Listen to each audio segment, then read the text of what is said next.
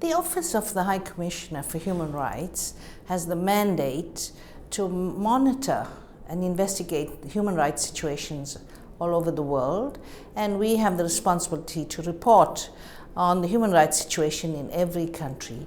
So, do you appreciate what social media has done for us? It is such a tremendous network, both for people to access information and to send information. Let me say that in the past, and of course even currently, unfortunately, what gets into the news, such as reports of protests or repression of protests or human rights news, abuses, positive new human rights outcomes, depend on the editorial and financial owners, sources, and also access to the media on what gets televised and broadcast, what gets into the newspapers, is controlled by them. What social media has done is that states no longer can claim the capacity or ability to control the spread of information, the dissemination of information.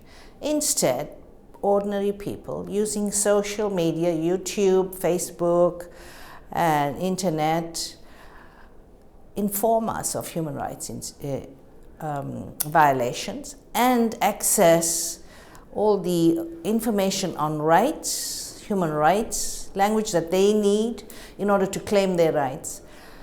And this is why I am saying that the year 2011 went human rights viral because of the massive information that suddenly moved. Years ago, what my office used to do is write an article called an op-ed, and we send it to DPI in the UN, and then by some luck it might get into some media on page 13 or something, read by, well, a few hundred people. Now my messages and my statements reach millions of people. To give you some examples, we spread our Human Rights Day message of 30 days and 30 rights on social media, and instantly had 27 million visits on that. Undreamt of communication, and this is what social media has done for us. I myself last year on Human Rights Day held well, you know, I'm not too familiar with all the new language, but it's, I think, a social conversation on social media to a number of sites, including Weibo, I think, which is a Chinese site. Once again, millions of people participated in that live. So what we're seeing is real news in real time, reflecting the reality, so we can see situations ourselves.